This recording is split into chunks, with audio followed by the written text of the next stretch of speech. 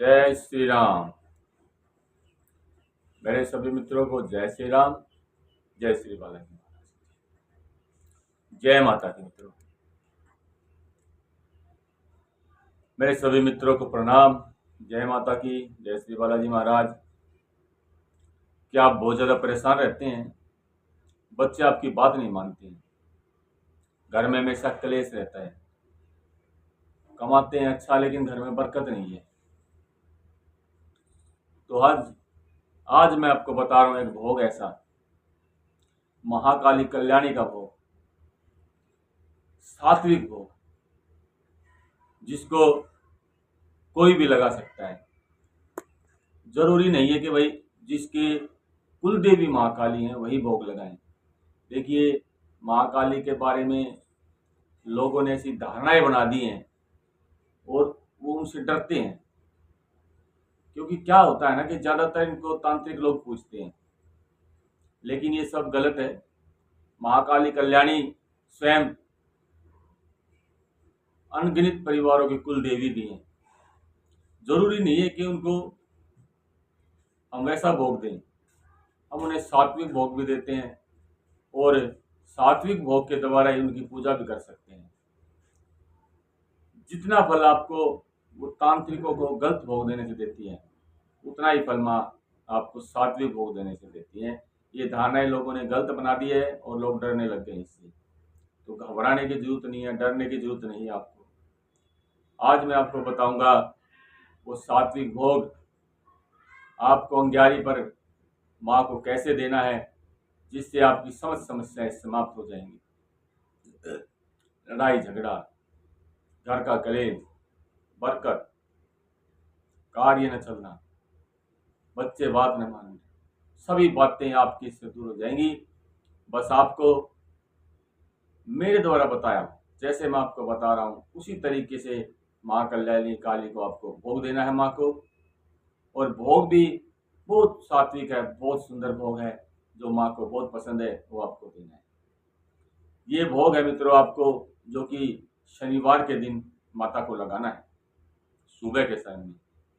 इसमें मित्रों आपको क्या करना है, सबसे पहले आप जहाँ पर अपना दिया बाती करते हैं रोज, वहीं पर एक प्लेट ले लीजिए छोटी सी, या अन्य कोई मिट्टी का बर्तन भी ले सकते हैं। और उसमें के जो उपले होते हैं, एक छोटा सा उपला लीजिए, अंग्यारी तैयार कर लीजिए। अंग्यारी तैयार करके वहाँ बैठ जाइए। अब भोग देने के लिए जो सामग्री है वो है पतासे। पतासा या पतासे कह सकते हैं आप, तो सफ़ेद कलर के होते हैं छोटे छोटे, वो आपको मिल जाएंगे, वो आप ले लीजिए। जो आपको भोग देना है वो पतासों की संख्या कम से कम 5 है। 5 पतासे, लौंग का जोड़ा और इलायची, ये 3 सामग्री आपको माँ को भोग के तौर पर लगानी है। अब सबसे पहले आपको क्या करना है, आप बैठ जाइए, अंगारी तैयार हो गई। अंगारी पर थोड़ा सा आप घी डालिए और अग्नि को प्रज्वलित कर दीजिए। अब आपको माता से प्रार्थना करते हुए कि भाई मेरा काम नहीं चल रहा है, या मेरे परिवार में शांति नहीं है, बच्चे मेरी बात नहीं मान रहे हैं, या फिर बार बार कोई बीमार पड़ रहा है, अन्य कोई भी समस्या हो सकती है आपकी, ये समस्या बोलते हुए आप महाकाली कल्याणी को एक एक करके 5 पतासों का भोग लगाइए। और उसके बाद आप उसमें लौंग का भोग लगाएं और इलायची का भोग लगाएं। लौंग भी एक जोड़ा, यानी कि 2 लौंग 2 इलायची, आप उसमें भोग लगाइए।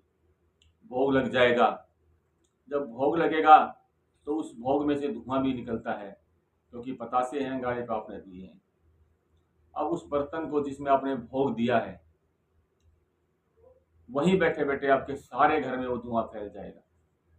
आपके घर में जो भी नेगेटिव ऊर्जा है, जो भी गलत चीजें हैं, सारी बाहर निकल जाएंगी उस भोग को देने से। बस वहां बैठ के आपको फिर महाकाली कल्याणी माता रानी से प्रार्थना करनी है अपनी समस्या की, और उन्हें बोलना है, माँ ये मैं भोग आपको दे रहा हूँ, कृपा आप हमारे भोग को स्वीकार करें और हमारी ये समस्या इसको दूर करें। देखिए, जिनकी कुल देवी है उनको तो ये भोग देना ही चाहिए, सप्ताह में एक बार शनिवार के दिन। या अन्य कोई किसी की श्रद्धा है महाकाली कल्याणी में, तो वो भी ये भोग दे सकता है। या चाहे आप ना मानते हुए भी अगर आपकी कोई समस्या से जूझ रहे हैं, तब भी आप माता रानी को इसका भोग लगा सकते हैं और इस प्रकार से आप शनिवार को उनको भोग देके अपनी समस्या का समाधान कर सकते हैं। बहुत जल्दी माता रानी की कृपा आप पर होगी। देखिए, माँ को अपने बच्चों में जान बसती है माँ की, वो अपने बच्चों की प्रार्थना अवश्य सुनती है। ऐसा हो ही नहीं सकता कि माँ आपकी प्रार्थना ना सुने। अब जब आपने भोग लगा दिया है और जब भोग संपूर्ण हो जाए तो आप उन्हें प्रणाम करके उठ जाइए। अब इंतजार करना है आपको शाम का।